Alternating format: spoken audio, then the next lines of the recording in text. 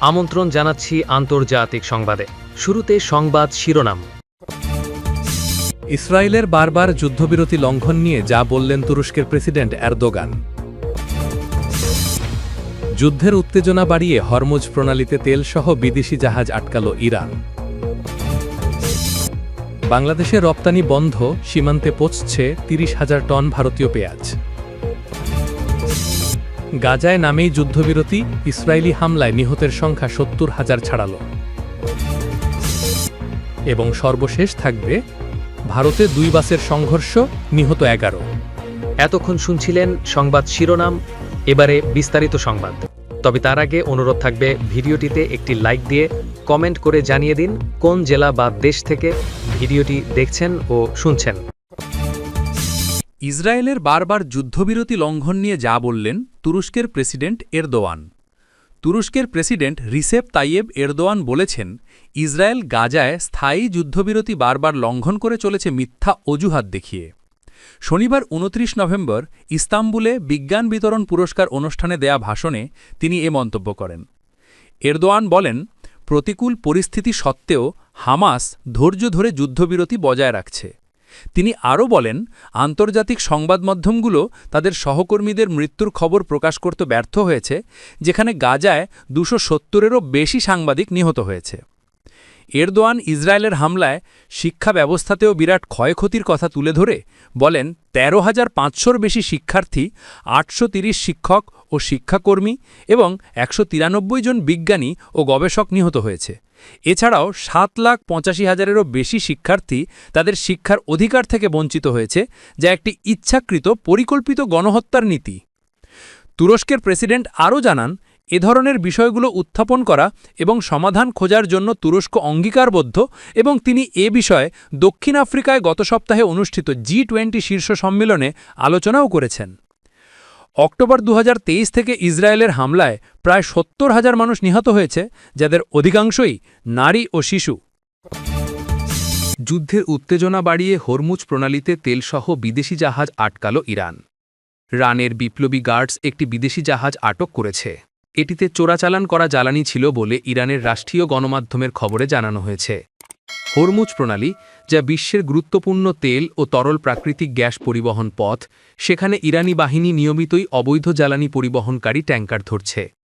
স্থানীয় বিপ্লবী গার্ডস কমান্ডারের বরাতে রাষ্ট্রীয় টেলিভিশন জানায়, এসওয়াতিনির পতাকাবাহী জাহাজটি ৩.৫ লাখ লিটার চোরাচালান করা জ্বালানি তেল বহন করছিল।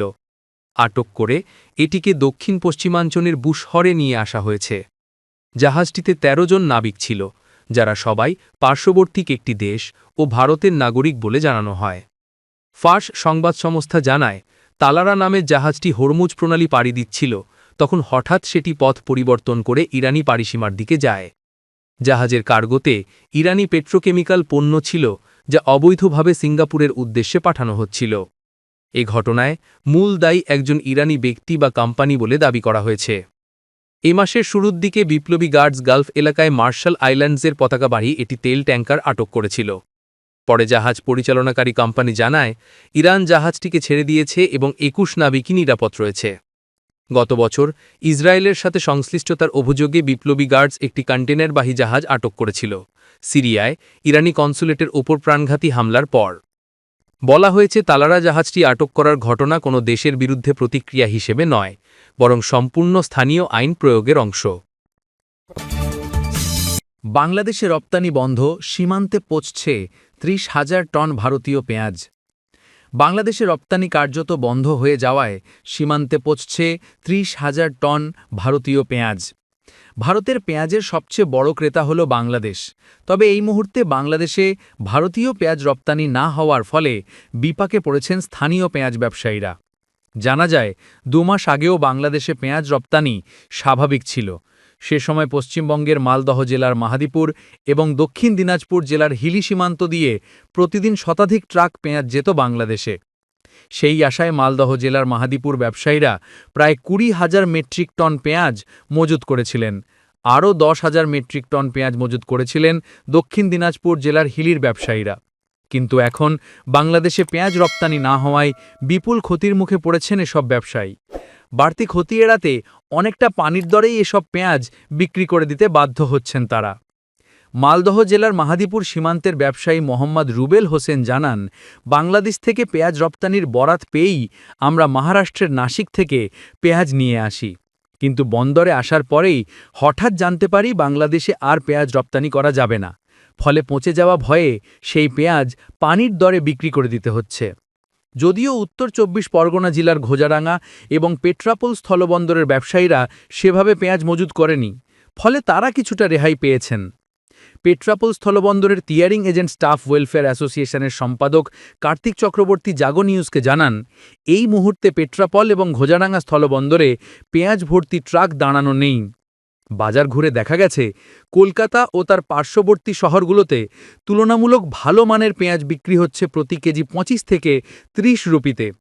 কলকাতার এক পাইকারি পেঁয়াজ বিক্রেতা দীপ বর্মন জানান, এখানে হয়তো খুচরো পেঁয়াজের দাম একটু বেশি, গোডাউনের পেঁয়াজগুলো বাইরে আসলেই এই দাম আরও কমে যেতে পারে। গাজায় নামেই যুদ্ধবিরতি, ইসরায়েলি হামলায় নিহতের সংখ্যা ৭০,০০০ ছাড়াল। গাজায় নামেই কার্যকর হয়েছে যুদ্ধবিরতি। অবরুদ্ধ উপত্যকায় আগের মতোই অব্যাহত রয়েছে ইসরায়েলি হামলা। এতে নিহতের সংখ্যা ৭০,০০০-এর মর্মান্তিক সীমা ছাড়িয়ে গেছে। ফিলিস্তিনি স্বাস্থ্য মন্ত্রণালয় জানিয়েছে ২০২৩ সালের ৭ অক্টোবর থেকে ইসরায়েলি আগ্রাসনে এখন পর্যন্ত গাজায় মৃত্যু হয়েছে অন্তত ৭০,১০০ মানুষের, আহত হয়েছেন ১,৭০,০০০-এরও বেশি। হতাহতের এই ভয়াবহ সংখ্যাটি এমন এক সময়ে এলো যার কয়েক সপ্তাহ আগেই যুক্তরাষ্ট্রের মধ্যস্থতায় গাজায় যুদ্ধবিরতি কার্যকর হয়েছে, কিন্তু সেই চুক্তি সত্ত্বেও ইসরায়েলি সেনাবাহিনী স্থল, নৌ ও আকাশপথে বিভিন্ন অঞ্চলে হামলা চালিয়ে যাচ্ছে। শনিবার ২৯ নভেম্বর সকালে খান ইউনিসের পূর্বাঞ্চল বানি সুফাইলা শহরে আল ফারাবি স্কুলের কাছে বেসামরিক মানুষের ওপর ইসরায়েলি ড্রোন হামলায় প্রাণ হারায় ২ ফিলিস্তিনি শিশু জুমা ও ফাদি তামের আবু আসি। গুরুতর অবস্থায় তাদের নাসের মেডিকেল কমপ্লেক্সে নেওয়া হলে সেখানে তাদের মৃত্যু হয়। প্রত্যক্ষদর্শীরা জানান, হামলার লক্ষ্যবস্তু হওয়া এলাকা ছিল যুদ্ধবিরতি চুক্তিতে নির্ধারিত ইয়েলো লাইনের বাইরে। এদিন আল কারানা শহরে ইসরায়েলি সেনাবাহিনীর গোলাবর্ষণ ও বিমান হামলায় আরও অন্তত ৩ জন আহত হন।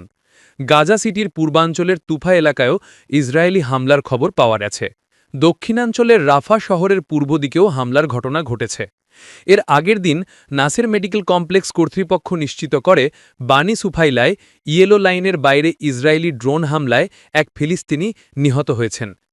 গাজা সরকারের গণমাধ্যম কার্যালয়ের পরিচালক ইসমাইল আল থাওয়াবতা বলেন, যুদ্ধবিরতি কার্যকর হওয়ার পর থেকে অন্তত ৫৩৫ বার ইসরায়েল চুক্তি লঙ্ঘন করে হামলা চালিয়েছে।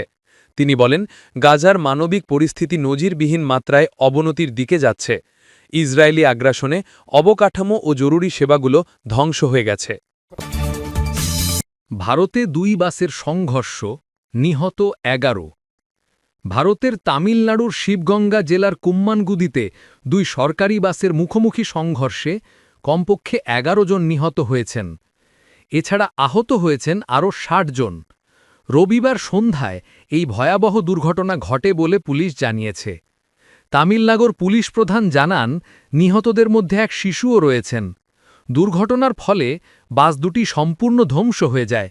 স্থানীয়রা দ্রুত ঘটনাস্থলে ছুটে যান এবং পুলিশ উপস্থিত হয়ে বাসের ভেতর আটকে থাকা অনেক মানুষকে উদ্ধার করে। সংবাদ মাধ্যম এনডিটিভি জানিয়েছে, দুর্ঘটনার সময় একটি বাস তিরুপ্পুর থেকে কারাইকুদিতে যাচ্ছিল, অপরটি কারাইকুদির থেকে দিন্দিগুলে যাচ্ছিল। ছবিতে দেখা গেছে একটি বাসের চালকের আসনের পাশের অংশ পুরোপুরি নিশ্চিহ্ন হয়ে গেছে।